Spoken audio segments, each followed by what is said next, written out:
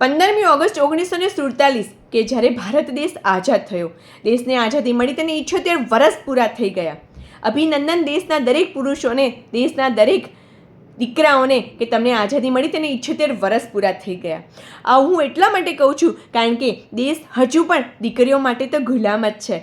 ગુલામ છે એ ડરનો કે અમે ઘરની બહાર સુરક્ષિત નીકળી શકીશું કે નહીં, અમે જે જગ્યાએ કામ કરીએ છીએ તે વર્ક પ્લેસ પર અમે સુરક્ષિત રહી શકીશું કે નહીં, અમે લેટ નાઇટ ટ્રાવેલ કરીએ છીએ તો અમે સુરક્ષિત અમારા ઘરે પાછા પહોંચી શકીશું કે નહીં. આ ડરનો દીકરી હજુ પણ ગુલામ છે. તો પછી કેવી રીતે કહી શકાય કે આ દેશની દીકરીઓ સ્વતંત્ર છે, આ દેશની દીકરીઓ આઝાદ છે? ડૉક્ટર મૌમિતા દેબનાથ આ દીકરી ઉપર બેઠા બેઠા વિચારતી હશે કે આજે મારા માટે દેશભરમાં મીણબત્તી સળગાવવામાં આવે છે, મારા માટે જસ્ટિસના નારા લગાવવામાં આવે છે, પરંતુ શું આવું કરવાથી પરિસ્થિતિ સુધરી જવાની છે? શું હું મારા માતા પિતા પાસે, મારા ભાઈ પાસે પાછી આવી જવાની છું? ભૂતકાળમાં પણ મારા જેવી બીજી દીકરીઓ જે આ પરિસ્થિતિનો ભોગ બની હતી તેમના માટે પણ મીણબત્તી સળગાવવામાં આવી હતી, તેમના માટે પણ જસ્ટિસના નારા લગાવવામાં આવ્યા હતા, છતાં ફરક શું પડ્યો? પરિસ્થિતિ તો એની એ જ રહી ને, એ દીકરીઓની સ્થાને આજે હું છું જ ને. અને જો માત્ર મીણબત્તી સળગાવી અને જસ્ટિસના નારા લગાવવાની જ પરિસ્થિતિ યથાવત રહી ને, તો આજે જે પરિસ્થિતિમાં હું છું ને, ભવિષ્યમાં મારા સ્થાને બીજી મૌમિતા હશે. માટે જો ખરેખર ઈચ્છતા હો કે મને ન્યાય મળે, મારી આત્માને શાંતિ મળે, તો માત્ર મીણબત્તી ન સળગાવો, પરંતુ એ વ્યક્તિને સળગાવો કે જે આના માટે ગુનેગાર છે. તો ભવિષ્યમાં કોઈ પણ વ્યક્તિ આ કાર્ય કરતા ડરશે અને મારા સ્થાને બીજી કોઈ મૌમિતા નહીં હોય.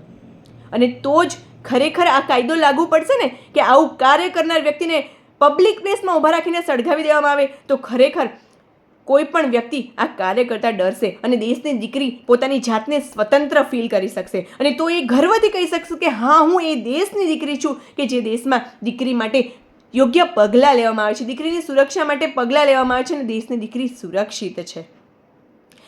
આ દીકરી મનોમન એવું વિચારતી હશે, તેની આત્મા મનોમન તડપતી હશે કે રક્ષાબંધનના માત્ર 4 દિવસ પહેલાં જ હું મારા ભાઈથી દૂર થઈ ગઈ.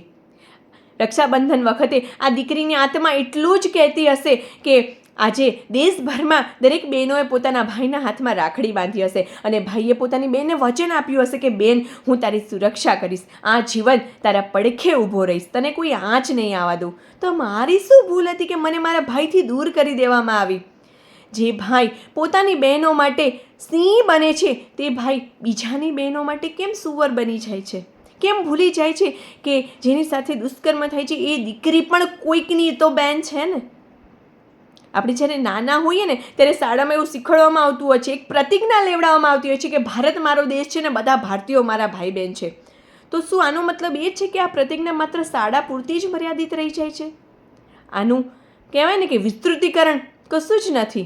ખાલી શાળામાં બોલવા પૂરતી જ આ પ્રતિજ્ઞા મર્યાદિત રહી જાય છે. મોડી રાત્રે કદાચ એક દીકરી, એક સ્ત્રી જતી હોય ને 4-5 કૂતરાથી એ ડરતી હોય ને, તો કૂતરા પણ મનોમન એવું વિચારતા હશે કે કાશ ભગવાને મને અવાજ આપ્યો હોત, મને બોલવાની ક્ષમતા આપી હોત, તો અમે આ બેનને કહી શકત કે બેન ડર નહીં, અમે કૂતરા છીએ, અમે માણસ નથી. ખરેખર શરમની વાત છે કે આજે દેશની દીકરીઓને દેશના દીકરાઓથી ડર છે.